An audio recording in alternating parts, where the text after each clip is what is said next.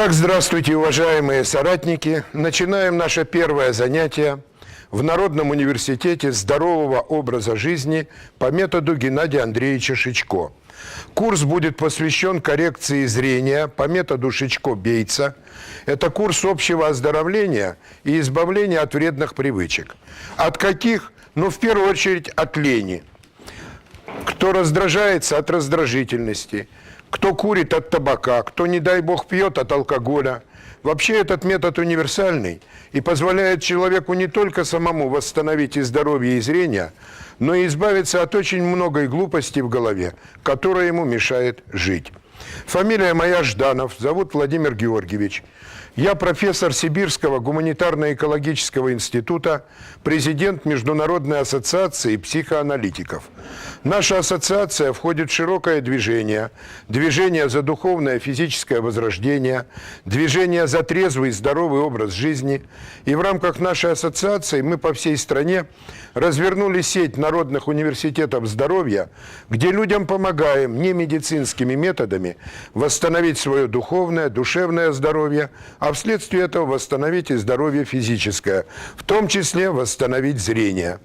Оказывается, любой человек, который носит очки, может снять очки и с помощью простых специальных упражнений восстановить зрение и начать видеть без очков так же, как в очках, и даже лучше. Это возможно, это доступно каждому, об этом сегодня и пойдет у нас с вами речь. Я вас назвал таким старым, добрым русским словом «соратники», потому что уверен, что со многими мы действительно станем соратниками в той нелегкой и трудной борьбе, в борьбе за восстановление своего здоровья, зрения, в борьбе за восстановление здоровья, зрения наших детей, ну а по большому счету в борьбе за оздоровление нашей, несомненно, больной страны. Сегодня я вам расскажу, как устроен человеческий глаз, почему у людей портится зрение, почему очень вредно носить очки, чем вообще в перспективе грозит обернуться плохое зрение, почему опасно иметь плохое зрение. И самое главное, я покажу очень простой и доступный комплекс упражнений для глаз, который в принципе позволяет любому человеку, который носит очки, снять очки, восстановить зрение и начать видеть без очков, так же, как в очках, и даже лучше. Но для начала совсем немножко теории, иначе непонятно, как такое в принципе может быть и почему мы об этом ничего не знаем. Примерно 160 лет назад немецкий физик-физиолог Герман Гельмгольц высказал предположение о работе человеческого глаза. Что же предположил Гельмгольц? Он предположил, что глаз у человека имеет форму шара, в передней части находится хрусталик, двояко выпуклая линзочка, а вокруг хрусталика находится так называемая круговая цилиарная мышца. Так как же глаз видит по Гельмгольцу? Когда цилиарная мышца расслаблена, хрусталик плоский, фокус хрусталика находится на сетчатке, и такой расслабленный глаз с плоским хрусталиком прекрасно видит вдаль. Потому что четкое изображение далеких предметов по законам школьной геометрической оптики строится в районе фокуса оптической системы, в данном случае на сетчатке глаза. Но вот человеку надо увидеть вблизи, прочитать газету. Чтобы увидеть вблизи, надо изменить параметры этой оптической системы. И Гельмгольц предположил, что для того, чтобы увидеть вблизи, человек напрягает цилиарную мышцу, она со всех сторон сжимает хрусталик, хрусталик делается более выпуклым, меняет свою кривизну, фокусное расстояние выпуклого хрусталика уменьшается, фокус уходит внутрь глаза, и такой глаз с выпуклым хрусталиком прекрасно видит вблизи, потому что четкое изображение близких предметов по законам той же школьной геометрической оптики строится как раз за фокусом оптической системы, в данном случае опять на сетчатке глаза. Итак, надо человеку увидеть даль, он моргает, расслабляет цилиарную мышцу, хрусталик плоский, он видит даль. Надо увидеть вблизи, напрягает цилиарную мышцу, хрусталик выпуклый, и он видит вблизи. Что такое близорукость по Гельмгольцу? У некоторых людей Гельмгольц сам так и не понял почему, но он считал, напрягается цилиарная мышца, хрусталик делается выпуклым, а назад эта мышца не расслабляется. Такие люди с выпуклым хрусталиком называются близорукими. Они вблизи видят хорошо, а вдаль они не видят, потому что четкое изображение далеких предметов строится в районе фокуса оптической системы, в данном случае внутри глаза, а на сетчатке будет какое-то неясное, размазанное, размытое пятно. И тогда Гельмгольц предложил компенсировать близорукость с помощью двояко вогнутой, отрицательной минусовой очковой линзы. А фокусное расстояние системы, вогнутая линза плюс выпуклый хрусталик, увеличивается. С помощью очков фокус возвращается на сетчатку глаза, и близорукие люди в минусовых очках прекрасно видят даль. И вот с тех пор, 160 лет, все глазные врачи мира близоруким людям подбирают минусовые очки и рекомендуют их для постоянной носки. У кого из вас близорукость? Поднимите руки, пожалуйста. Вот ваша, как говорится, беда и ваша проблема. Что такое дальнозоркость по Гельмгольцу? У многих людей, считал Гельмгольц, с возрастом ослабевает работа цилиарной мышцы. В результате хрусталик плоский, фокус хрусталика находится на сетчатке, и классически дальнозоркие люди прекрасно видят даль. Но вот надо увидеть вблизи, прочитать газету. Чтобы увидеть вблизи, надо сжать хрусталик, сделать его выпуклым. А он пытается сжать, а силы мышцы не хватает. И человек смотрит в книгу, а четкое изображение шрифта строится за фокусом оптической системы, где-то ближе к затылку. А на сетчатке будет какое-то неясное, размазанное, размытое пятно. И тогда Гельмгольц предложил компенсировать дальнозоркость с помощью двояко выпуклой плюсовой очковой линзы. А фокусное расстояние системы, выпуклая линза плюс плоский хрусталик, уменьшается. С помощью очков фокус заводится внутрь глаза, и дальнозоркие люди в плюсовых очках прекрасно видят вблизи. И вот с тех пор, 160 лет, все глазные врачи мира дальнозорким людям подбирают плюсовые очки и рекомендуют их для чтения и для работы вблизи. У кого из вас дальнозоркость? Поднимите руки, пожалуйста. У меня тоже была дальнозоркость. Ну, казалось бы, все, западня, от очков никуда не денешься. Но на наше с вами счастье жил на свете замечательный американский ученый, профессор-офтальмолог Уильям Бейтс. Бейтс был очень честным человеком. После окончания мединститута он 5 лет проработал глазным врачом и пришел в ужас и отчаяние от результатов своей работы. Все до единого пациенты, которым Бейтс прописал очки, у всех до единого зрение от очков ухудшилось. Ни одному пациенту очки зрения не вернули. И он задался вопросом, ну как же так? Он же глазной врач, он же людям глаза должен лечить, а он им очки прописывает. А у них от очков зрения все хуже и хуже. И спустя 2-3-4 года они приходят, требуют новые, более толстые, более сильные очки. И второе, на что обратил внимание Бейтс, это то, что некоторые его пациенты летом уезжали в деревню, в горы, и там случайно теряли или разбивали очки. А он жил еще в 19 веке, очки стоили довольно дорого, и люди с плохим зрением вынуждены были месяц-два обходиться без очков. Когда они возвращались с этого отдыха, приходили к нему за очками, он у них по проверочной таблице проверял зрение и с удивлением отмечал, что у многих из-за того, что они ходили без очков, зрение глаз начинало улучшаться. Бейтс 30 лет изучал работу человеческого глаза.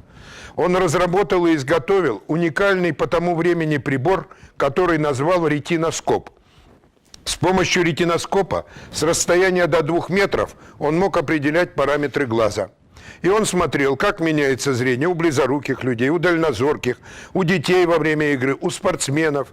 И вот 30 лет изучая работу человеческого глаза, Бейтс пришел к выводу, что теория зрения Германа Гельмгольца неверна вообще. И изображение в человеческом глазу строится не так, как это предположил Гельмгольц, за счет работы цилиарной мышцы и изменения кривизны хрусталика.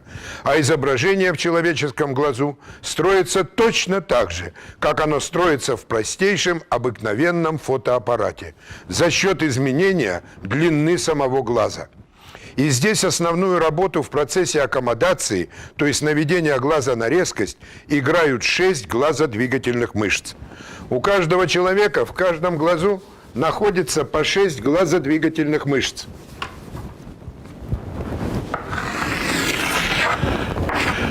Это верхняя продольная, которая глаз поднимает вверх.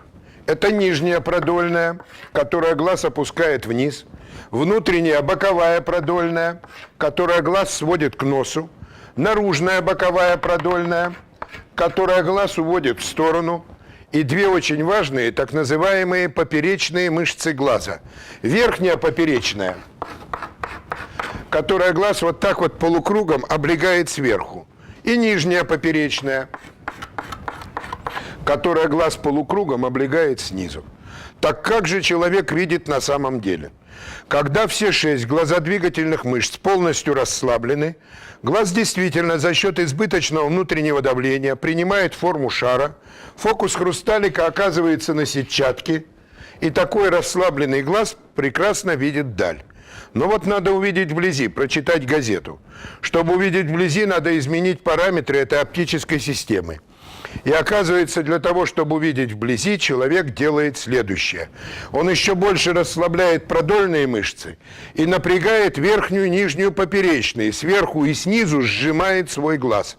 А глаз-то у нас жидкий.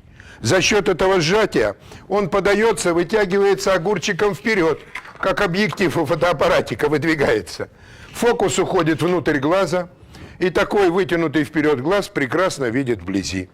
Надо человеку опять увидеть даль, он моргает, расслабляет поперечные мышцы, продольными глаз подтягивает, глаз снова приобретает форму шара, и он снова прекрасно видит вдаль. Что такое близорукость по Бейтсу? У некоторых людей и Бейтс нашел причину. Как правило, это физические, психические, зрительные напряжения, перенапряжения, некоторые травмы. У некоторых людей напрягаются поперечные мышцы, сжимают глаз, глаз вытягивается вперед, а назад эти мышцы не расслабляются. Такие люди с вытянутыми вперед глазами называются близорукими. Но типичный пример появления близорукости у детей. Ребенок 5 уроков отсидел в школе. Он сидел, смотрел в книгу, в тетрадь. У него были напряжены поперечные мышцы, вытянуты вперед глазки. Вернулся со школы домой и опять за уроки. Опять напряжены мышцы, опять вытянуты вперед глазки. А в это время сзади еще папаша с ремнем ходит и воспитывает. Ну-ка, ну-ка, учи, сейчас проверять будем. И у ребенка от этого длительного зрительного напряжения, от этого стресса, страха, мышцы поперечные зажимаются и назад не расслабляются. И родители вдруг замечают, что ребенок вблизи-то видит хорошо, а вдаль-то он не видит. Он начинает щуриться, жмуриться, чего-то не узнавать. Они ведут этого несчастного ребенка к глазному врачу, тот ему с 5 метров показывает проверочную таблицу, а он только верхние буквы ШБ и видит. Все ясно, у вашего ребенка близорукость. И ребенку вешают на нос первые в жизни минусовые очки. Но как только близорукому человеку повесят на нос минусовые очки, будьте уверены, вот эти поперечные мышцы сами собой уже никогда не расслабятся. Им очки не дадут расслабиться. Потому что если они вдруг начнут расслабляться, он в очках видеть будет хуже. Более того, при каких-то новых зрительных нагрузках, переживаниях, стрессах, эти мышцы могут зажиматься все сильнее, сильнее, сильнее, глаз вытягиваться вперед все сильнее, сильнее, и начинается чехарда с очками. Минус 1,5, минус 2, минус 3, минус 5, минус 8. У меня в Сыктывкаре на первом ряду сидела женщина из общества слепых. Минус 24. Вот такие трехслойные толстенные очки. Начинала она с минус 1,5. Каждый год ей набрасывали и набрасывали вот эти самые диоптрии. Так что же предлагает Бейтс для близоруких? Он предлагает простую и понятную схему естественного восстановления зрения при близорукости. А именно, максимально возможно отказаться от очков, либо временно хотя бы заменить их на более слабые. И с помощью простых специальных упражнений, я вам сегодня некоторые покажу, вот эти напряженные поперечные мышцы надо расслабить, а с помощью других таких же простых упражнений, тоже вам сегодня некоторые покажу, вот эти ослабленные продольные мышцы надо взять и натренировать, которые у всех близоруких людей очень сильно ослаблены. Вообще очки наносят двойной колоссальный вред нашему зрению. Первый вред, который наносят очки, они не дают работать поперечным мышцам глаз. Они работают вместо них. Близорукому человеку надо расслабить поперечные мышцы, чтобы увидеть даль. А ему очки -2 надели. О, и он все прекрасно видит. Не надо даже пытаться расслаблять эти мышцы. Но второй вред, который наносят очки, не меньший, а намного больший. Очки у человека обездвиживают глаза. Человек, который очки не носит, постоянно двигает глазами. Вверх, вниз, вправо, влево. У него постоянно работают продольные мышцы, которые глаз туда-сюда поворачивают. Эти мышцы хорошо развиты, в работоспособном состоянии, в прекрасном тонусе. Как только человек надевает на глаза очки, он начинает крутить не глазами, а шеей. А, что, кто, где, чего. И у него глаза в глазницах неподвижны. А раз глаза в глазницах неподвижны, то продольные мышцы у него не работают. А у человека те группы мышц, которые не работают, они очень быстро детренируются, начинают деградировать и могут даже атрофировать совсем. Вот у меня 1,5 года назад в Москве случайно в группе попало 2 человека, которые вообще не могли двигать глазами. Я говорю, ну поднимите глаза вверх, поднимите, и голову поднимают. Одному 68, второму 71 год, с детского сада носили очки, доносились до того, что глаза вообще потеряли всякую подвижность. Таким образом, еще раз повторю, что же предлагает Бейтс для близоруких? Простую и понятную схему естественного восстановления зрения при близорукости. Максимально возможно отказаться от очков, либо временно хотя бы заменить на более слабые. И с помощью простых упражнений напряженные поперечные мышцы надо расслабить. С помощью других упражнений ослабленные продольные мышцы надо натренировать. И зрение у близорукого человека восстановится. Что такое дальнозоркость по Бейтсу? У многих людей с возрастом, ввиду отсутствия тренировки, ослабевает работа поперечных мышц глаз. Я, кстати, прожил 44 года на свете, ни разу нигде не слышал о том, что надо ухаживать за своими глазами. Давать им отдых, расслабление, тренировку. Ни разу нигде, даже намека на это мне никто не давал. Так вот, у многих людей к 40-45 годам, ввиду отсутствия тренировки, начинают ослабевать поперечные мышцы глаз. А годам к 45-50 начинают довольно сильно зашлаковываться, напрягаться продольные мышцы. В результате глаз еще имеет форму шара, фокус хрусталика находится на сетчатке, и классически дальнозоркие люди прекрасно видят даль. Но вот надо увидеть вблизи, прочитать газету. Чтобы увидеть вблизи, надо сжать глаз, вытянуть его вперед. А вот эти мышцы напряжены, глаз держат вперед, не пускают. А у поперечных мышц силы не хватает глаз продавить, чтобы он вытянулся вперед. Но если дальнозоркому человеку повесить на нос плюсовые очки, то будьте уверены, вот эти поперечные мышцы у него вскоре перестанут работать совсем. Потому что дальнозоркому человеку в плюсовых очках поперечные мышцы глаз не нужны в принципе. Вместо них ровно на 100% работает стекляшка. Я вам расскажу свою печальную историю, как я в течение 1 года носил очки. После 40 лет у меня начались трудности со зрением. Я днем прекрасно читал, писал, а вечером при искусственном освещении глаза начали быстро уставать. Глаза уставать, буквы мельтешить, расплываться, сбегаться, разбегаться. Но я 4 года про очки даже и не думал. Я просто вечерами перестал работать. Я телевизор смотрел, ну чем угодно занимался, но не читал и не писал. И тут жена принесла с работы очки, плюс 1,5. Нацепила, сидит, рукодельничает. Я говорю, дай-ка я твои очки посмотрю. На. Я посмотрел в ее очки, я аж завизжал от восторга. Так я же в них все вижу. Вон же они, буковки, родненькие. Я тут же у жены прихватизировал эти очки и целую неделю носил их на носу, не снимая. У меня душа пела и плясала. Я могу опять ночи напролет читать, писать, заниматься любимым делом. Но спустя неделю я пошел в кассу покупать билет. А там расписание поездов мелкими буквами под стеклом напечатано. Я всегда ходил днем, и я всегда это расписание видел. А я же не знал, что я уже инвалид, что я уже днем без очков вблизи не вижу. Я еще об этом даже не подозревал. Подхожу я к этому расписанию, как я не щурился, как я не жмурился, и подходил, и отходил. а расписание увидеть так и не смог. Неделю не снимая, проносив очки плюс 1,5, я настолько посадил себе поперечные мышцы, что я уже днем без очков вблизи ничего не видел. Я относил эти очки плюс 1,5 ровно год, а в декабре 1994 года мы организовали в городе Череповце всесоюзную конференцию, которую так и назвали «Восстановление зрения по методу Шичко-Бейтса». В приглашении на конференцию было написано: если у вас у самих плохое зрение, носите очки, обязательно сходите к врачам, проверьте зрение, ну, чтобы объективность была. Я пошел к своим офтальмологам, нацепили они мне этот прибор, дергали стекла. О, парень, да у тебя уж старческая дальнозоркость. Плюс 2, вот на тебе рецептик, иди покупай. Но я, конечно, очки плюс 2 покупать не стал.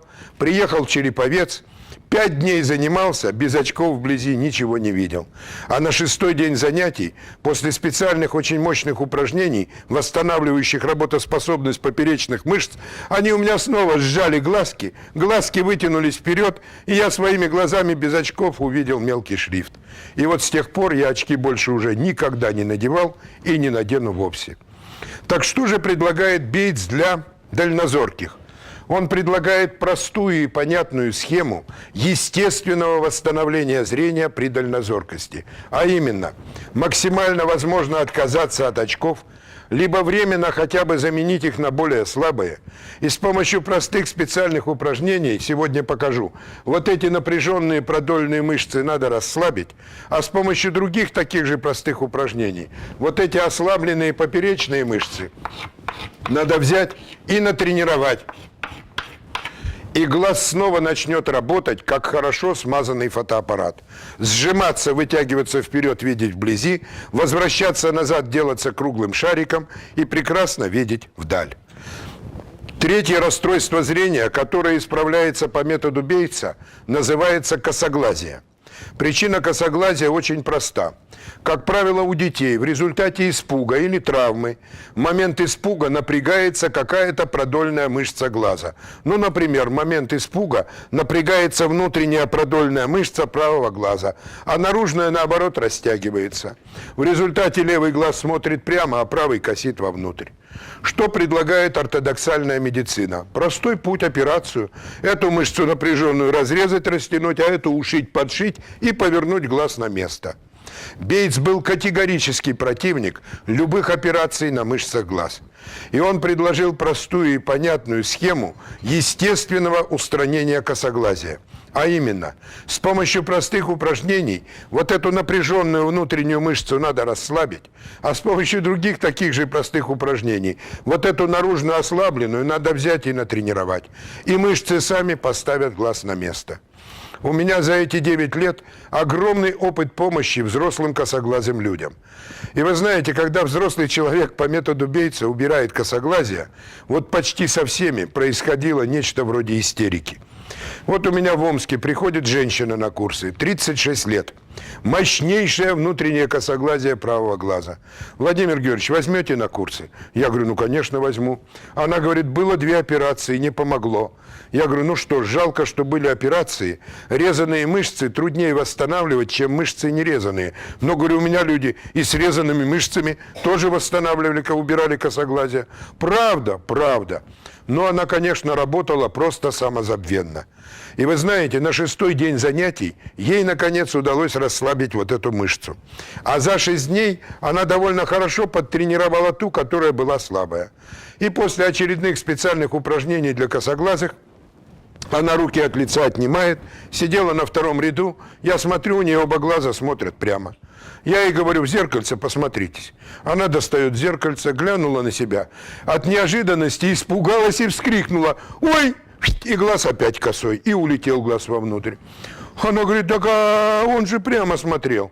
Я говорю, так вы зачем пугаетесь? Пугаться-то не надо. Вы хотите, чтобы он прямо смотрел, он будет у вас прямо смотреть. Повторите упражнение. Она повторила упражнение, отнимает руки от лица, оба глаза смотрят прямо. Минуты 1,5 на себя вот так в зеркальце смотрела. И вы знаете, вот стон из груди пошел, стон. Истерика началась.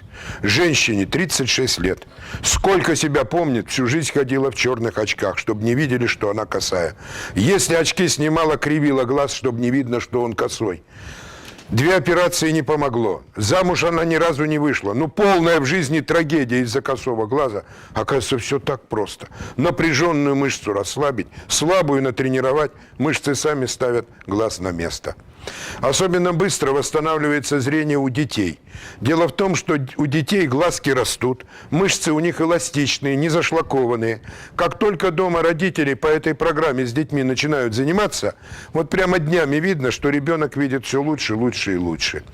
Мы на курсы детей маленьких не берем. Мы берем старшеклассников вместе с родителями. А если дома дети плохо видят, то мы предлагаем родителям: вы пройдите этот курс, научитесь сами, а дома с ребенком занимайтесь. Потому что никому, кроме вас и вашего ребенка, зрение вашего ребенка не нужно. И если вы не научитесь ему восстановить, его никто ему не восстановит. Ну, конечно, очень много приводят детей маленьких на консультацию. Вот в Москве приводят очередного. Как зовут? Петя. Сколько лет? 4 года. А у Пети правый глаз вовнутрь закрутило, аж все белое, вот так вот. Мамаша: вот, Владимир Георгиевич, врачи предлагают операцию, а я боюсь. Я говорю: и правильно делаете, что боитесь. И не надо ему никаких операций делать. И говорю мамаше: вы его сзади держите за головку, чтобы он головкой туда-сюда не крутил. Она его держит за головку. Я достаю какую-нибудь блестящую игрушку и начинаю у Пети перед носом ее водить. Туда-сюда, туда. Сюда. Он начинает следить глазами за этой игрушкой. Сюда, сюда, сюда, сюда, сюда. Вытягиваю косой глаз наружу. Вытянул, вытянул, вытянул. Тихонечко, осторожненько игрушку на место ставлю. У него оба глаза смотрят прямо. Я мамаше говорю: посмотрите. Она глянула. Ой, Петенька! Петенька со страху оба глаза к носу свел. Я говорю: да вы что же ребенка-то пугаете? Вы его не пугаете, на радостях. Вы с ним занимаетесь, вот эту мышцу расслабляете, вот эту мышцу тренируете. Мышцы сами, безо всяких операций, поставят глаз на место. И 4-е расстройство зрения, которое исправляется по методу Бейтса, кстати, исправляется только по методу Бейтса, называется астигматизм. Астигматизм в переводе на русский язык – это искажение изображения. Астигматизм – это то расстройство зрения, перед которым расписалась в бессилии очковая медицина. С помощью очков можно компенсировать редкий случай цилиндрического астигматизма, когда очень сложные и дорогие цилиндрические очки перед глазами вот так крутят, и вот в каком-то положении человек видит лучше. Бейтс доказал, что причина астигматизма – все та же неправильная работа 6 глазодвигательных мышц. Мышцы у человека напряжены, и напряжены по-разному. И с разных сторон, с разной силой давят на наш глаз. А глаз-то у человека жидкий, и за счет разного давления с разных сторон глаз теряет свою симметричную форму. В нем нарушается симметричный ход оптических лучей, и изображение начинает расплываться, размываться, двоиться, троиться. Иногда блик появляется, иногда одно изображение на другое со сдвигом накладывается. Все это явления, которые называются одним словом астигматизм. Но чтобы было более понятно, что такое астигматизм, представьте, я возьму детский воздушный шарик. И сверху, и с боков сильно-сильно его сожму. Он у меня вниз выдуется грыжей, правда? Вот примерно то же самое делают напряженные мышцы с нашими глазами. Ну, например, пусть будут напряжены верхние мышцы и боковые, а нижние будут ослаблены. Тогда глаз примет примерно вот такую вот форму. Здесь более-менее ничего, а вот сюда вот так вот выдуется. Ну, я утрирую, конечно.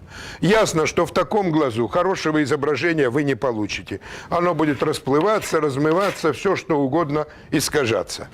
Когда же человек по методу Бейтса расслабляет все мышцы глаз, глаз за счет избыточного внутреннего давления, как мячик, снова приобретает симметричную шарообразную форму, симметричный ход оптических лучей восстанавливается, и астигматизм у человека проходит. У меня за эти 9 лет огромный опыт помощи взрослым астигматикам. Кстати, мы обнаружили, что практически все люди, которые носят очки, они помимо близорукости и дальнозоркости, все еще являются и астигматиками. Просто врачи им об этом не говорят, они его лечить не умеют. Но то, что не удается подобрать очки, чтобы человек снова надежно с 5 метров видел 10-ю строчку, это и говорит о том, что глаз искажен, и никакими очками это искажение компенсировать не удается. Несколько лет назад мне посчастливилось отдыхать в Сочи. И меня там на пляже узнали мои слушатели из города Тюмени. Владимир Георгиевич, это вы? Я говорю, да, я. Ой, как здорово, да как мы очки сняли, зрение восстановили, 5-10, спасибо вам огромное. На третий день они уже осмелели и говорят, мы про вас рассказали в нашем санатории, а нам никто не верит, что мы сами упражнениями восстановили себе зрение. А интерес очень большой, очкариков много. Может, Владимир Георгиевич, вечерком придете, расскажете, ну вам-то уж точно поверят. Я говорю, да ради бога, делать нечего, приду да расскажу. Пришел, рассказал, понравилось. Во второй санаторий, в третий пригласили. А в четвертый санаторий захожу, сидит женщина. Вы профессор Жданов? Я говорю, да, я. Она говорит, вы знаете, вот у меня всю жизнь плохое зрение, и мне всю жизнь не могут подобрать очки. Это, кстати, первый признак сильного астигматизма. Очки не могут подобрать. Я ей говорю, а вы буквы на таблице путаете? Это второй признак астигматизма. Ой, путаю, путаю. Я говорю, ну вот, у вас астигматизм. Во-во-во-во. И врачи говорят, астигматизма лечить не лечат. Я говорю, давайте сделаем так. Я сейчас покажу упражнение на расслабление. Вы расслабите мышцы глаз, а потом возьмете и пальчиком в разных местах через веко поприжимаете глазное яблоко. И найдете ту точку, куда у вас максимально деформирован глаз. Вот эта точка, куда глаз максимально деформирован, называется астигматическая точка глаза. Если ее найти на глазу, нажать на нее, сразу улучшается симметрия хода оптических лучей, и зрение в глазах сразу улучшается. Ну, я показал упражнение, она сидела на втором ряду, видела вторую строчку. Я говорю, а теперь давайте найдем астигматические точки. Она в одном месте, в другом, в третьем месте на глаз нажала, аж вскрикнула. Она увидела шестую. На 4 строчки ушла вниз. Она говорит, я так четко этим глазом вообще никогда в жизни ничего не видела. Я говорю, ну вот, у вас астигматизм. Она говорит, так мне что, так теперь всю жизнь ходить, пальцем на глаз сжать, да на мир смотреть? Я говорю, нет. Ходить пальцем на глаз сжать вам не надо. Вы просто знаете, что зрение у вас в глазах есть. И если вы начнете по этой методике заниматься, то как минимум 6-ю строчку вы увидите. А если будете заниматься дальше, увидите и 7-ю, и 8-ю, и 10-ю. Кстати, человек восстановить зрение, развить свое зрение способен абсолютно в любом возрасте. Вот у меня 45 лет проверяли зрение всегда. Правый и левый глаз 100%. Правый и левый 100%. Я в 45 лет начал себя избавлять от дальнозоркости, +2. Делал упражнения, избавил себя от дальнозоркости, но в результате этих упражнений у меня резко развилось зрение и вдаль.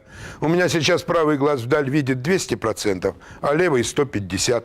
Что такое 200%? Я 10-ю строчку правым глазом с 10 метров все буквы называю, а левым с 7 метров. Ну, левый у меня травмирован был в детстве, поэтому не могу его тоже довести вот до 200%. Особенно удивительные результаты показывают дети. Вот когда с детьми начинают серьезно по этой проблеме заниматься, дети показывают и 200, и 300, и 500% зрения. У меня мой знакомый в молодости имел настолько развитое телескопическое зрение вдаль. Он ночью невооруженным глазом видел спутники Юпитера, видел кольца Сатурна. Он в горах с одного склона горы на другом с расстояния до 8 километров своими глазами тропу видел. Люди в бинокль не видели, а он своими глазами. А наш с вами соотечественник Левша подковал блоху. Так ведь Левша при этом не использовал никаких оптических инструментов. У Левши было настолько развито микроскопическое зрение, он видел эту лапку, ножку, подковку, гвоздик. Он на каждой шляпке гвоздика даже имя свое нацарапал Левша. Представляете? Гвоздик, которым прибивал подкову. Вот в городе Санкт-Петербурге живет всемирно известный хирург, академик всех медицинских академий мира Федор Григорьевич Углов. 5 октября этого года мы ему будем праздновать 100 лет. Он до сегодняшнего дня делает самые сложнейшие операции в своей клинике. Он занесен в книгу рекордов Гиннесса как единственный на планете Земля хирург, у которого хирургический стаж более 70 лет. 75 лет до сегодняшнего дня он оперирует людей. Кстати, недавно по центральному телевидению показали получасовой фильм о нем. Называется «Ген долголетия». И показывает Углова, 99 лет ему, 100-й год. Он делает операцию, значит, отсняли. За рулем сам на «Волге» приехал к себе на дачу, вышел, поставил машину, пошел, затопил баню, попарился в бане, все это они снимают.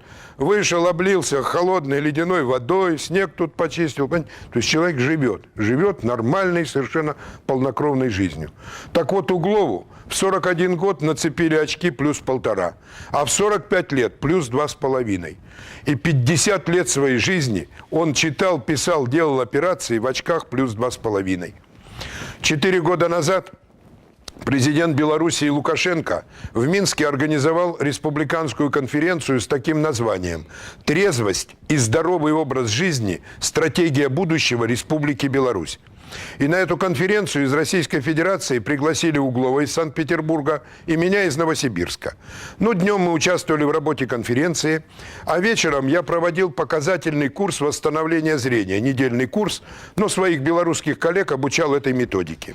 А жили с Угловым в одном номере. Я вечером портфель под мышку. Ты куда? Я говорю, да вот, зрение восстанавливать. Так я же в очках. Я говорю, ну так и пойдемте. Он всего 4 вечера отходил. Я ему еще в гостинице кое-какие упражнения показал. Он за 3 недели снял очки плюс 2,5. И вот уже 4 года оперирует, читает, пишет без очков. И в фильме показывает его. Обратите внимание, Федор Григорьевич сидит, читает, пишет без очков в фильме. То есть в 99 лет человек сохранил зрение.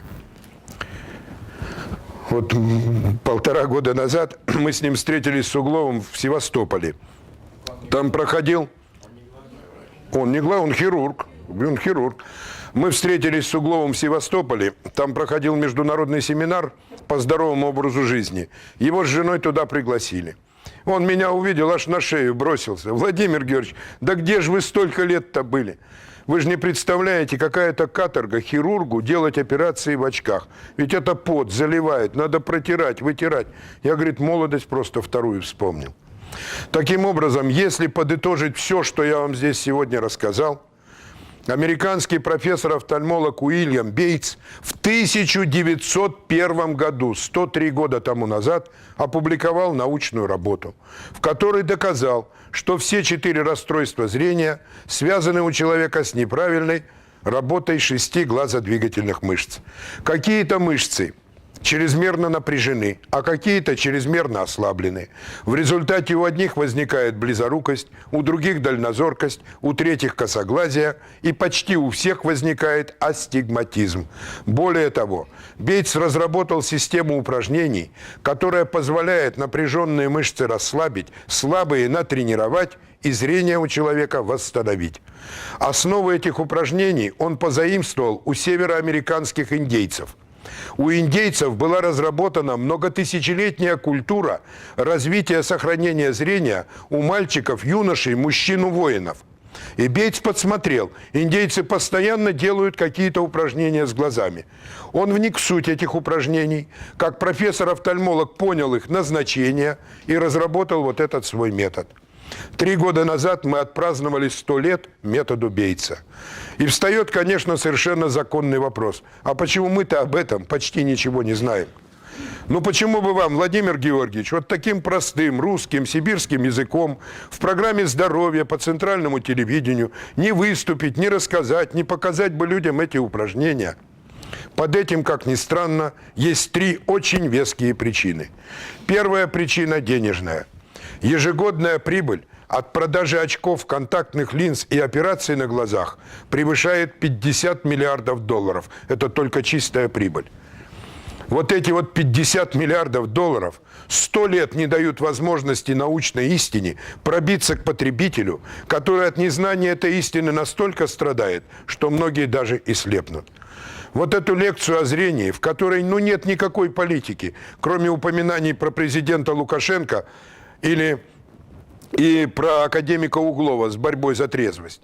Мне за эти 9 лет эту лекцию не дают возможности прочитать по телевизору ни в одном регионе нашей страны. Единственный регион в Кемерово, Аман Тулеев, буквально чуть не за рукав, привел меня на телевидение и сказал: дайте этому человеку час, пусть людям расскажет, как зрение восстановить. А у него кто-то из родственников ходил на курсы, зрение восстановил. Я провел часовую телепередачу. По просьбе трудящихся ее 4 раза повторяли. Дома ее многие позаписали на видеомагнитофоны, поснимали очки, повосстанавливали зрение. Я получил более 100 благодарственных писем из Кемеровской области по следам вот этой телепередачи. Кстати, она была признана лучшей телепередачей кемеровского телевидения за 98 год. Больше нигде на телевизор пробиться не удается. Люди, которые прописывают очки, контактные линзы, делают операции, это настолько влиятельные и настолько состоятельные люди, они крайне не заинтересованы, чтобы их многомиллиардный бизнес в одночасье взял вот так вот и просто рухнул. Вторая причина тоже банальна. Это косность нашей медицины. 103 года известна точнейшая теория зрения глаза Бейтса, по которой людям снимают очки и восстанавливают зрение. До сегодняшнего дня во всех медицинских институтах нашей страны студенты почему-то изучают теорию зрения Германа Гельмгольца, по которой при первом же расстройстве зрения надо на глаза вешать очки и доводить человека в конце концов до слепоты. Наш самый главный институт глазных болезней, все его филиалы по стране, знаете, чье имя носит? Того же вечного кормильца Германа Гельмгольца. И третья причина, тоже банальна. Для того, чтобы человеку самому восстановить зрение, ему надо над собой поработать. Надо над собой поработать. Надо перейти на трезвый, здоровый образ жизни. Надо почистить организм, глаза и мозг от шлаков. Надо поделать вот эти вот упражнения. А для многих, как выясняется, это просто неприемлемо. Проще, оказывается, ходить по врачам, ныть, чтоб те новые глаза поставили, лишь бы вот самому при этом ничего не делать. Вот эти три причины, я считаю, действительно серьезно сдерживают внедрение метода Бейтса в нашу жизнь. Несколько слов о болезнях глаз. У меня на курсах примерно треть пожилые люди с больными глазами. Глаукома, катаракта, ну вот выкашивает просто старшее поколение. Причина глаукомы и катаракты, как это ни покажется странным, очень проста. Это застойные явления в глазах. Дело в том, что глаза у человека питаются кровью, в том числе через глазодвигательные мышцы. И если мышцы хорошо развиты, они подпитывают глаз кровью, постоянно его массируют. В глазах нормальный обмен веществ, и глаза у человека здоровые. Стоит только нарушиться работе глазодвигательных мышц, в первую очередь от очков, которые прописывают, сразу резко ухудшается кровоснабжение, нарушается обмен веществ и начинаются застойные явления. Засоряются выводные канальцы, повышается давление. Вот вам, пожалуйста, и глаукома. Шлаки какие-то начинают высаживаться на хрусталики внутри стекловидного тела. Вот вам, пожалуйста, и катаракта.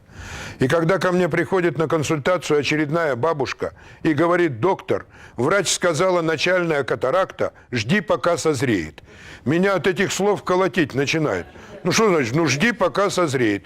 То есть жди, бабушка, пока ослепнешь. А вот ослепнешь, тогда и приходи. Будем решать вопрос об очень опасной и очень дорогостоящей операции на глазах. Оказывается, 90% людей, у которых начальные глаукомы, катаракты, прекрасно помогает гимнастика профессора Бейтса.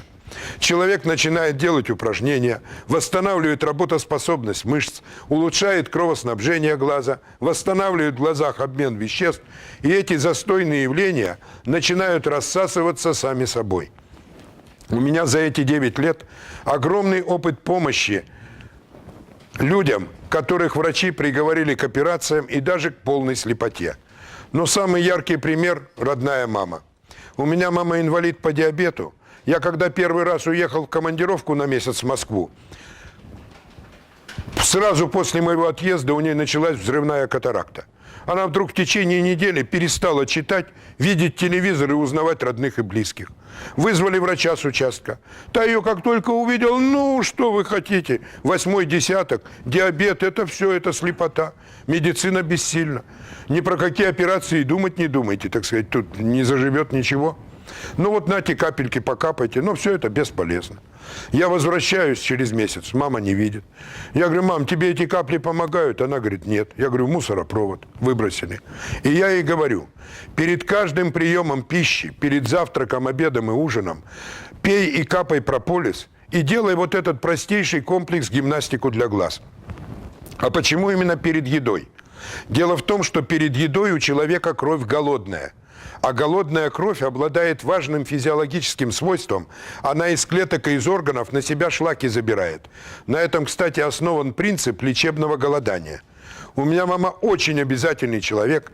Перед каждым приемом пищи, прежде чем молитву «Отче наш» читать, пила, капала прополис, делала вот эти упражнения. Она через неделю снова нас уже всех видела. Еще недели две прошло, я смотрю, она уже телевизор поглядывает. Она, в принципе, даже читать могла. Читать не стала. Бухгалтер, всю жизнь нагрузка на глаза огромная. Она и думает, что у нее от бухгалтерской работы это зрение и упало. Но зрение-то ведь вернулось. Хотя врач подписала, слепота и никаких разговоров. Поэтому, если у кого-то из вас, ваших родных, близких, начальные глаукомы, катаракты, даже и не начальные, посылайте их на подобные курсы. Для многих людей это реальная возможность избежать очень серьезных осложнений в жизни. У нас никто не знает и не пропагандирует начальную стадию катаракты. Вот когда утром просыпаетесь, смотрите на потолок, а перед глазами какие-то мушки, амебы, что-то вот такое мешающее плавает, это и есть начальная стадия катаракты. Это и есть первый свисток с того самого слепого света. Они могут и 5 лет, и 10 лет эти мушки плавать, а потом вдруг в один прекрасный момент как-то вот так раз пеленой, туманом схватываются. И, как говорится, жди, пока созреет, готовь деньги на операцию. Скажите, а если склеропластика? Можно, после склеропластики можно. А если искры из глаз, что это? Это давление повышенное. Это обязательно тоже надо заниматься. Это глазное Повышенное глазное, да. А у любого человека на глаз сильно надавите, в глазах сверкать начинает, то есть это следствие. Это все расскажу я. Вот. Значит, несколько слов о медицине. Метод Бейтса – метод не медицинский. И во всем мире методом Бейтса занимаются не врачи-офтальмологи, а занимаются педагоги и психологи. Потому что в этом методе никого не надо лечить. Здесь человека надо научить. Научить снять очки, научить расслабить мышцы, научить натренировать. То есть нужен грамотный педагог-инструктор. И отношение у врачей-офтальмологов к этой методике тоже двоякое. Я, когда в 1994 году за неделю восстановил зрение +2, я домой летел как на крыльях. Ну, думаю, мы сейчас весь мир перевернем. А у меня жена очень крупный медицинский начальник. Она заведует всей поликлинической службой Новосибирского академгородка. Я прилетаю и говорю: устрой мне встречу с твоими врачами-офтальмологами. Я им всю правду матку расскажу, чем они всю жизнь занимались. А жена была потрясена. Я же уехал, не видел. Я же приехал снова без очков, книгу, газету читаю. Она говорит: ну, конечно, какой разговор. Наутро звонит: приходи, тебя ждут. Захожу в кабинет, сидят 3 врача-офтальмолога. Все 3 сидят в очках. А самый главный в самых толстых, +6. Я говорю: ребята, вы про метод Бейтса что-нибудь слышали? Ну как же, конечно, мы в это не верим. Восстановить зрение невозможно. Я говорю: ну тогда до свидания. Повернулся и пошел. Раз люди знают и не верят, они работать не будут. А работать не будут, они точно ничего не восстановят. Я вернулся к жене в кабинет и говорю: первые курсы я проведу у тебя в поликлинике. И ты отходишь. Ты же врач, у тебя зрение плохое. Жена говорит: да, тоже хочу снова видеть без очков. Отходила жена на курсы, восстановила зрение, сейчас прекрасно видит без очков. А на последнем занятии я говорю: у нас тут врач была в группе. Ну-ка, что врач-то нам скажет на эту тему? Она вышла и говорит: метод великолепный. Но ни один глазной врач этой методикой заниматься не будет. Все почему? Вы не понимаете специфику работы глазного врача в поликлинике. Врачу на пациента выделяется 10 минут. За 10 минут надо успеть выслушать жалобы, проверить зрение, подобрать очки, выписать рецепт, да еще вдогонку в дверях успеть крикнуть: хуже будет, приходи, более толстые очки подберем. У нас это дело, как говорится, не заржавеет. А ты-то же, говорит, с людьми нянчишься. Ведь это 7 дней занятий, по 3 часа, домашние задания, упражнения, контроль, тренировки. Да какому, говорит, вообще глазному врачу ваше зрение нужно? Кроме вас ваше зрение никому не нужно. Выписал врач очки. А что там от этих очков будет? Его вроде как и не касается. Но есть уже по стране и глазные врачи, офтальмологи, которые повернулись лицом и к этой методике. В частности, мой коллега доцент нашего института Евгений Михайлович Малышев дал вот точно такую же рекламу о восстановлении зрения в городе Томске. И на первое занятие к нему пришла главный офтальмолог области. Она пришла с гневной благородной целью разоблачить очередного заезжего шарлатана. Но пришла она на эту лекцию в кинотеатр в очках. Он показал упражнения. Она после упражнений своими глазами на строчку лучше видеть стала. И это настолько поразило, удивило, она даже не подозревала, что можно зрение восстанавливать. Молодая врач. Она первой записалась на курсы, прошла курсы, сняла очки, восстановила зрение. И сейчас самый ярый пропагандист этой методики – вот это врач-офтальмолог. Она сама подобные курсы не ведет, нет у нее этого педагогического таланта, но всем своим друзьям и знакомым она говорит одно и то же. Если хоть немного масла в голове осталось, идите на курсы, идите работайте, сами восстанавливайте зрение. Вот когда уже обленитесь в конец, вот тогда приходите к нам, врачам, будем вам глаза вырезать. Как говорится, операции эти от вас никуда далеко не уйдут. Несколько вопросов. Первый раз я, когда приехал в Москву, неудачно дали рекламу по «Эхо Москвы», ну и пришел полный зал народу, но народ не тот. Какое-то, знаете, вот такое недоверие, пренебрежение. Ну, что ты тут нам приехал лапать сибирский? У нас тут академиков пруд-пруди, а тут профессор какой-то приехал нам глаза открывать. Ну, я рассказываю, вещи-то ведь новые, нужные, полезные. Вроде... Я показал упражнение, один барин сидит, кричит с места. «Так это что, мне теперь эти упражнения с глазами всю жизнь, что ли, делать?» Спрашивает меня. А я возьми и неосторожно его спроси. Я говорю, а вы умываетесь? Он говорит, умываюсь.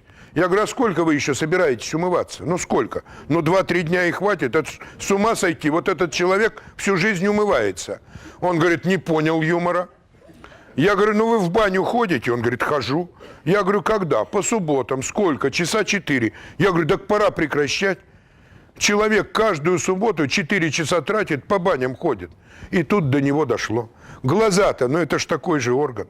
Как наши зубы, которые по утрам чистим, волосы, которые причесываем, тело, которое моем, ухаживаем. Ну опустишь на самотек, ну так и получишь то, что получил.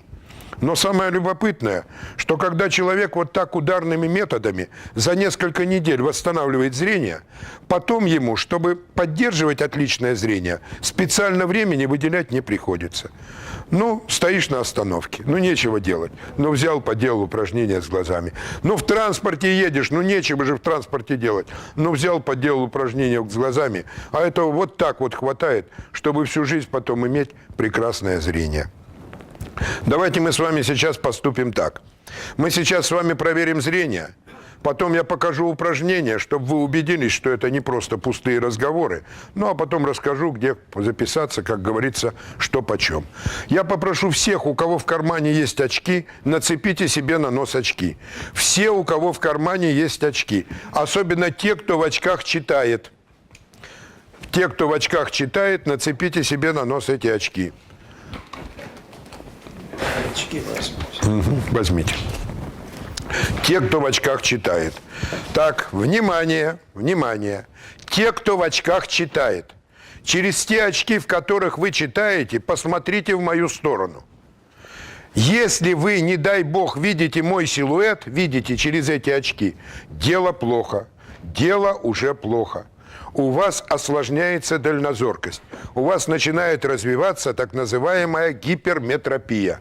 Это значит, что если вы срочно не займетесь упражнениями для глаз, очень скоро вам врачи пропишут очки для телевизора и для хождения по морозным улицам города Москвы.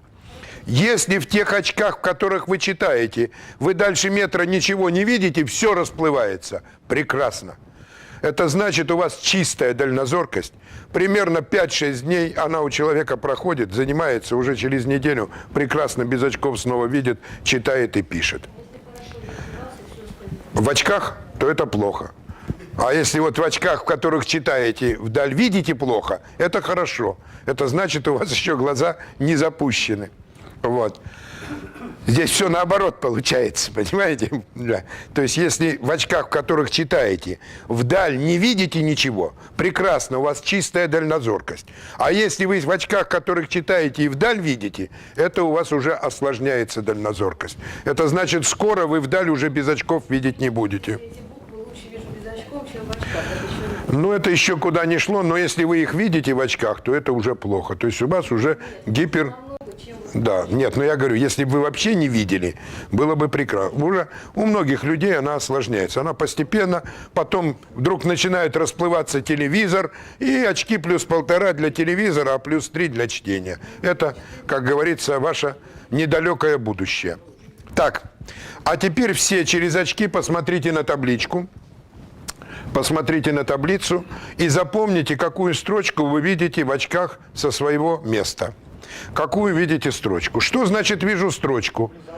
Все, да, в очках. Что значит «вижу строчку»? Это значит, я в этой строчке могу назвать все буквы. Если могу все буквы назвать, значит, я ее вижу. Так, запомнили. А теперь сняли очки. Сняли очки и посмотрели, какую строчку вы видите без очков. К сожалению, у многих близоруких ответ такой: не вижу ничего. Это тоже ответ. Ответ нормальный. Если будете заниматься, начнете видеть без очков так же, как в очках. И даже лучше. И даже лучше, чем в очках, можете видеть.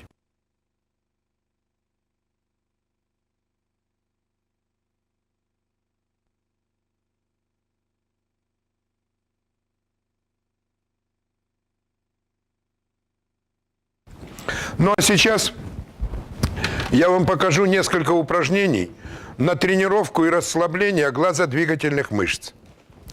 Первое упражнение, которое мы с вами разучим, называется пальминг.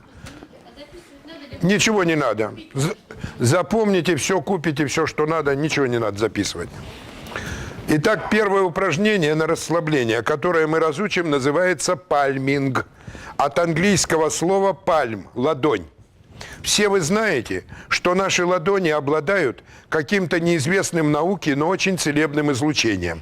И человек сам себя своими ладонями постоянно непроизвольно лечит. Ой, живот болит, ой, голова болит, ой, ухо, ой, зуб болит. И все норовит ладошку к больному месту поднести. Оказывается, своими ладонями можно оказать существенную помощь своим усталым и больным глазам. Как делается пальминг? Вот так сложите ладошки, как будто хотите птичек напоить. Пальчики вместе все. Пальчики вместе. Не надо сильно загибать. Так вы и теленочка напоите, птичек напоить. Прямые почти ладони. А теперь вы берете пальцы одной руки, под прямым углом накрываете пальцы другой руки ладонями к себе. Ладонями к себе, чтобы полностью пальцы одной руки перекрыли пальцы другой руки. Пальцы, именно пальцы, не ладони, а пальцы. Подняли вверх, неважно, какой удобней. Подняли вверх, чтобы получилось типа крыши. Нет, это у Черномырдина крыша такая была. Вот так вот надо, не так, а вот так. Во-во-во-во. Так, а теперь вот эту конструкцию из ладоней вы себе наденете на глаза вместо очков таким образом, чтобы перекрещенные пальцы оказались по центру лба, нос торчал вот здесь вот между мизинцами, а глаза попали бы точно в центр, в ямочки ладоней. Ну-ка, надели себе на глаза. Очки снимите, не на очки, а на глаза надеваем. Так, надели себе на глаза. Так, держим все. Держим на глазах. Обратите внимание, глаза закрыты. Обратите внимание, чтобы у вас обязательно между ладоней торчал нос. Для этого, может быть, либо чуть повыше, пониже приподнять ладони на лице, чтобы обязательно торчал нос. И чтобы обязательно нос дышал, а то он так зажали, аж у одного синеет, у другого краснеет. Чтобы нос и торчал, и дышал. А теперь под ладонями откройте глаза, под ладонями.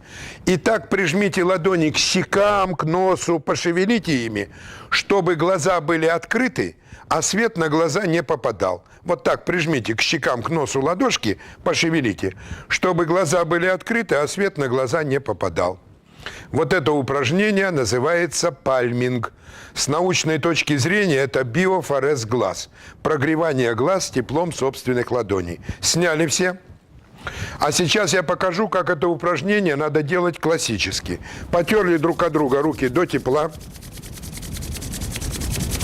Сложили ладошки домиком. Надели себе на глаза. Глаза закрыли.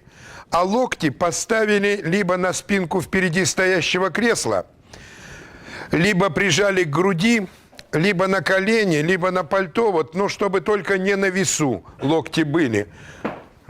Чтобы локти были только не на весу. Лучше всего делать этот пальминг за столом и поставить локти на стол. Это удобнее всего. Вот это упражнение называется пальминг.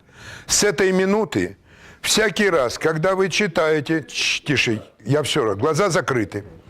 С этой минуты всякий раз, когда вы читаете, пишете, смотрите телевизор, работаете на компьютере, как только вы почувствовали усталость, утомление глаз, надо все отложить в сторону, потереть руки до тепла и сделать пальминг. 3-5 минут. Глаза закрыты. Подумать о чем-то добром, хорошем, приятном. Через 5 минут, когда вы откроете глаза, вы ахнете, насколько они будут хорошо видеть и готовы снова к плодотворной работе. Сняли ладошки? А сейчас я вам покажу несколько упражнений на тренировку ослабленных глазодвигательных мышц. Внимание, внимание! Под пальмингом можно просидеть хоть целый день. Это не опасно, это полезно. Чем больше, тем лучше. А вот те упражнения, которые я вам сейчас покажу, их много делать нельзя. Если вы их сделаете много, у вас заболят глаза, вы проклянете все на свете и меня в том числе, и никогда больше этим заниматься не будете. Поэтому те упражнения, которые я вам сейчас покажу, можно делать только 3 раза в день. Перед завтраком, обедом и ужином. И не более того, сколько я вам сейчас покажу. Упражнения эти делаются без очков, при этом лицо неподвижное, работают только одни глаза. Резких движений глазами делать нельзя. Сняли все очки. Ну, потом, я говорю, потом мы все, да. Значит, сняли все очки. И все без очков посмотрели в мою сторону и быстро-быстро легко поморгали. Поморгали, поморгали, поморгали, поморгали. Вот как бабочка крылышками. Бяк-бяк-бяк-бяк. Легкое, быстрое моргание расслабляет мышцы глаз. В народе, кстати, давно замечено. Плохо видишь, проморгайся. Поморгал, поморгал. Действительно, после морганий зрение улучшается. Итак, лицо, ну, поморгали, поморгали и хватит. Значит, итак, у всех лицо неподвижное, работают только глаза. Поморгали, поморгали. Первое упражнение. Подняли глазки вверх, вниз, вверх, вниз. Поморгали, поморгали, поморгали. Второе упражнение. Скосили глазки вправо, влево, вправо, влево. Поморгали, поморгали, поморгали. Третье упражнение. Диагонали. Подняли глазки право-вверх, потом лево-низ. Право-вверх, лево-низ. Поморгали, поморгали. Обратная диагональ. Лево-вверх, право-низ. Лево-вверх, право-низ. Поморгали, поморгали, поморгали. Четвертое упражнение. Прямоугольник. Подняли глазки наверх, верхнюю сторону, боковую вниз, нижнюю вверх. Поморгали. В обратную сторону прямоугольник. Верхнюю сторону, боковую вниз, нижнюю вверх. Поморгали, поморгали, поморгали. И, наконец, циферблат. Представьте перед вами огромные часы, там, где переносятся стрелки, и вы начинаете по кругу цифры оглядывать. Подняли все глазки на 12 часов, пошли по кругу. 3 часа, 6 часов, 9, 12. 3, 6, 9, 12. Поморгали. А теперь против часовой стрелки. Подняли на 12 часов, 12, 9, 6, 3, 12. 9, 6, 3, 12. Поморгали, поморгали, поморгали. А сейчас я вам покажу еще одно важное упражнение, которое называется соляризация глаз на свече. Соляризация глаз на свече. Все посмотрели на свечку, поморгали, поморгали, поморгали. А теперь представьте, что у вас глаза все время смотрят вдоль носа, все время вдоль носа. И все вместе повернули голову, лицо, глаза налево. И смотрим на левую стенку, лицом, глазами, носом, все повернули. А теперь все быстро повернули лицо, голову, глаза направо. Смотрим на правую стенку, повернули налево, повернули направо, повернули налево, направо, налево. Направо, налево и направо. Вот сейчас, когда мы потушим свет, вот с этого упражнения мы с вами и начнем делать вот этот комплекс. Так, свет, пожалуйста, выключите. Свет выключили. Так, все посмотрели друг на друга, посмотрели на зал, посмотрели на меня. Ну, понятно, видим намного хуже. А сейчас все посмотрели на свечку, поморгали. И давайте сделаем соляризацию глаз на свече. Все вместе повернули голову, лицо, глаза налево, повернули направо, повернули налево, направо, налево, направо, налево и направо.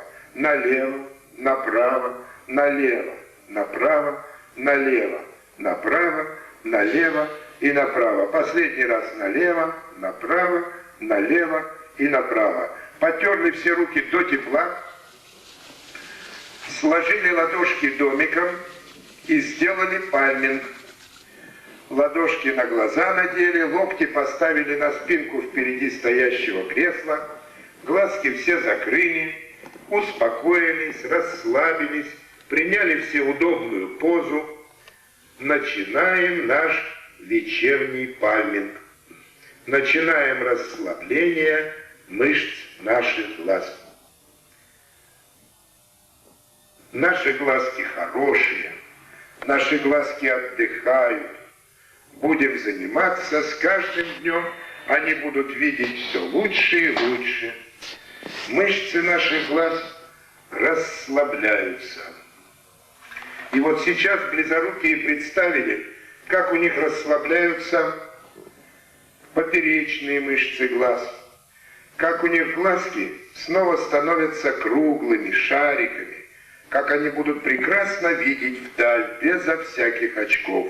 Назоркие представили, как у них расслабляются продольные мышцы глаз, как они позволят нашим глазкам легко-легко вытягиваться вперед огурчиками и прекрасно видеть вблизи, безо всяких очков.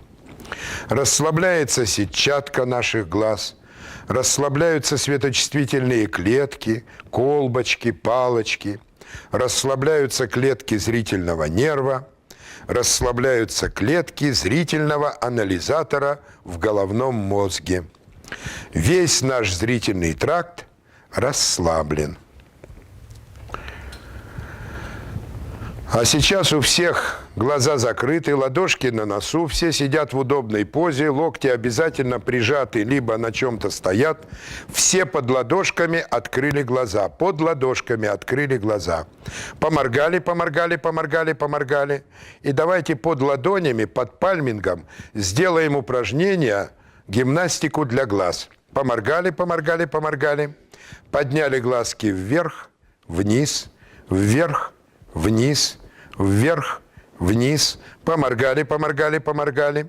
Скосили глазки вправо, влево, вправо, влево, вправо, влево. Поморгали. Диагонали.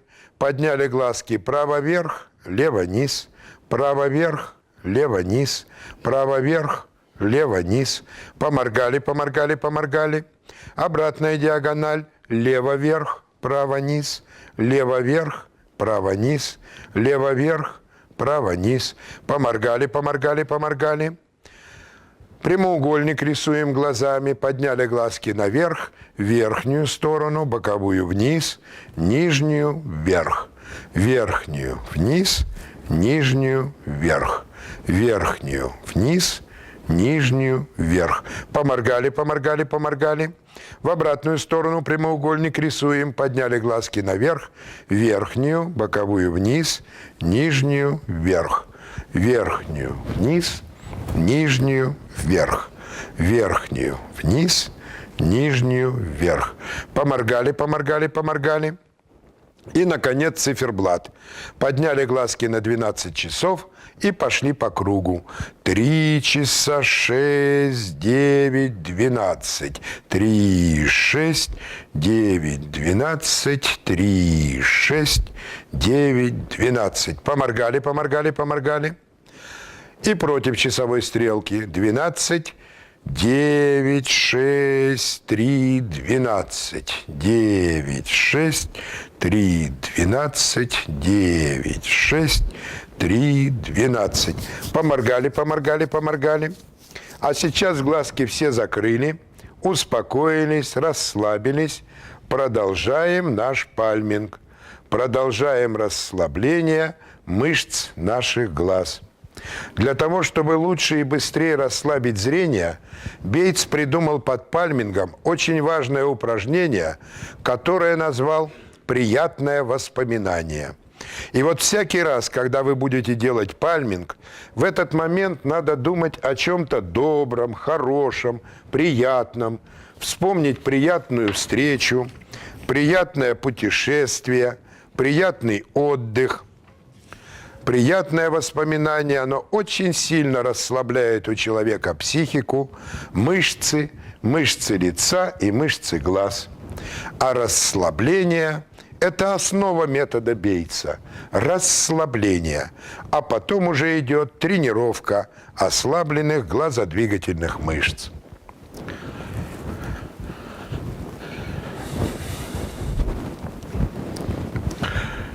А сейчас запоминайте выход из пальминга. У всех глаза закрыты, ладошки на носу, сели все прямо. Все под ладошками глазки слегка зажмурили, ослабили, зажмурили, ослабили, зажмурили, ослабили. У всех глаза закрыты, ладошки сняли с лица. И все с закрытыми глазами помотали головой вверх-вниз. Да-да-да-да-да, нет-нет-нет-нет-нет, да-да-да-да-да. Пошевелили, восстановили кровоснабжение мозга. Слегка затекла шея. А сейчас все, как дети, кулачками глазки протерли, вздохнули глубоко, выдохнули. И открываем глаза, быстро-быстро моргая. Поморгали, поморгали, поморгали, поморгали, поморгали, поморгали. И посмотрели друг на друга. Посмотрели на зал. Посмотрели на меня. Видите меня? Обратите внимание, после упражнений глаза начали видеть в темноте. Почему? Мы с вами с помощью упражнений насытили кислородом, питательными веществами зрительные палочки. А зрительные палочки в сетчатке глаз как раз и отвечают за наше хорошее зрение в сумерках и в темноте. Запоминайте это. А сейчас снова все потерли руки до тепла,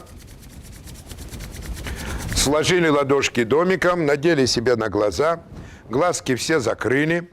Успокоились, расслабились, локти поставили на спинку впереди стоящего кресла, либо на колени, либо прижали к груди. Глазки закрыли, успокоились. Продолжаем наш пальминг. Продолжаем расслабление мышц наших глаз. Всякий раз, когда вы будете делать пальминг, обратите внимание, первый момент перед глазами маячат остаточные световые образы. Минуты полторы будет маячить телевизор. Свечка, лампочка, кусок окна, какой-то туман, облачко. Все это говорит о том, что перевозбужден зрительный тракт. Свет-то на глаза не попадает, а нам кажется, что мы что-то видим. И вот здесь Бейтс придумал упражнение. Он предлагает в этой ситуации представить что-то однородно черное, темное. Скажем, черный бархатный занавес в театре. Он такой черный-черный, темный-темный.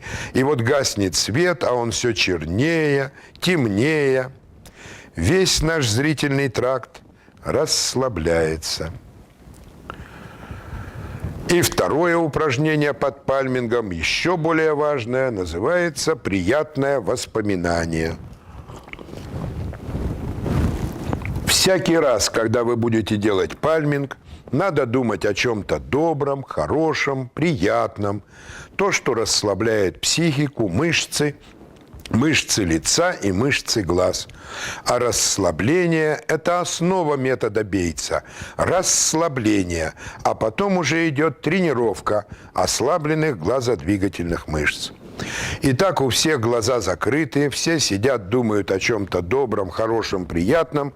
Я сейчас иду включать свет. У всех глаза закрыты. Юпитер, включите, пожалуйста, свой тоже.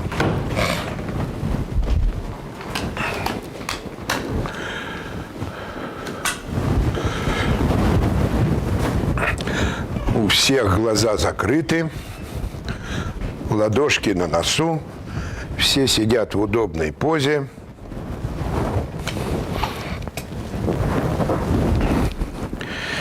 А сейчас у всех глаза закрыты, ладошки на носу. Сели все прямо. Все под ладошками глазки слегка зажмурены, ослабили, зажмурены, ослабили, зажмурены, ослабили. У всех глаза закрыты, ладошки сняли с лица. И все опять покрутили головой вверх-вниз. Да, да, да, да, да. Нет, нет, нет, нет, нет. Да, да, да, да, да. Восстановили кровоснабжение. А сейчас все, как дети, глазки кулачками протерли. Вздохнули глубоко. Выдохнули. И открываем глаза, быстро-быстро моргая. Поморгали, поморгали, поморгали, поморгали, поморгали, поморгали. И посмотрели друг на друга. Посмотрели на зал. Посмотрели на меня. Обратите внимание, после упражнений краски стали более сочные. Вот обратите внимание. Дело в том, что мы с помощью упражнений насытили кислородом, питательными веществами зрительные колбочки. А зрительные колбочки как раз и отвечают за хорошее цветовое зрение. А сейчас поморгали, поморгали, посмотрели на табличку. Поморгали, поморгали, поморгали, посмотрели. Так. А сейчас я попрошу тех, кто носит очки для Дали, наденьте очки, посмотрите через очки свои на табличку. Посмотрите через очки. Так. Внимание, внимание. Через очки посмотрите, не бойтесь. Внимание. Если вы люди умные и носите очки более слабые, чем врачи вам прописали, вы через эти очки сейчас лучше увидите, более четко, может даже на строчку, на две лучше. А если вы люди, ну как бы это помягче сказать, очень сильно врачам доверяете и носите те очки, которые вам и прописали, многим после упражнения очки начинают глаза резать. Вот режут, чувствуется что-то вот лишнее вот на глаза человек надел. Значит, дать информацию, которую знают, но, к сожалению, скрывают от пациентов глазные врачи. Почему людям очень вредно носить очки и чем опасно иметь плохое зрение, чем это может обернуться. Дело в том, что у близоруких людей очень сильно вытянут вперед глаз. У близоруких. Очень сильно вытянут вперед глаз. И за счет того, что вытянут глаз, у них натянута, напряжена сетчатка глаза. Вот именно по этой причине близоруким людям запрещены многие профессии, многие виды работ, запрещены многие виды спорта. Потому что при каких-то резких нагрузках, напряжениях может отслоиться сетчатка глаза, разорваться может сетчатка глаза. А это приведет к частичной, иногда даже полной потере зрения в глазах. У меня очень много приходят на курсы студенты, старшеклассники. Повально все хотят сейчас заниматься боксом, восточными единоборствами, футболом. Первый вопрос у тренера: очки носишь, до свидания. Даже разговора нет. Почему? Да потому что мяч в голову попадет, легкое сотрясение, отслоится сетчатка, ребенок ослепнет, тренера посадят в тюрьму. Приходят ребята, занимаются, восстанавливают зрение, делают глаза круглыми шариками. Сетчатка плотно прилегает без напряжений к дну глазного яблока. С такими глазами ничего не страшно. Особенно опасно иметь сильную близорукость девочкам, девушкам, молодым женщинам, те, кто собирается рожать детей. По инструкции Минздрава СССР, действующей до сегодняшнего дня, при -7 запрещено рожать естественным образом. Только операция кесарево сечения. В момент родов может ослепнуть. Я поинтересовался, у нас в Новосибирске при -4 всем рекомендуют кесарево сечение именно из-за зрения, из-за глаз. Но некоторые говорят: а я только читаю в очках 3-4 часа в день. Это тоже очень и очень вредно. Дело в том, что всякий раз, когда человек надевает себе на глаза очки, в это мгновение, вот в это мгновение, как он их надевает, у него перестают работать глазодвигательные мышцы. И в это мгновение у него резко ухудшается кровоснабжение глаза. Вот почему глаза к очкам так трудно привыкают, болят, хочется снять, кружится иногда голова. нарушается кровоснабжение глаза. А нарушенное кровоснабжение глаза – это прямой путь к болезням глаз, к той же глаукоме, той же катаракте, которая сейчас косит старшее поколение. Кстати, старшее поколение болезнями глаз расплачивается за черно-белый телевизор, который когда-то вошел в нашу жизнь. Что будет с нашими детьми, одному Богу известно. Ученые определили, за 20 век с 1900 по 2000 год зрительная нагрузка у человечества в среднем выросла в 20 раз. За 100 лет в 20 раз увеличилась нагрузка на глаза. Наши предки в основном смотрели вдаль, как поля цветут, стада пасутся, а наши дети 90% времени вынуждены смотреть вблизи. Учеба, книги, телевизор, компьютер, мелкие игры, а глаза оказались не готовы эволюцией к такой бешеной нагрузке, чтобы смотреть вблизи. И если им не помочь, дело может закончиться очень быстро и очень печально.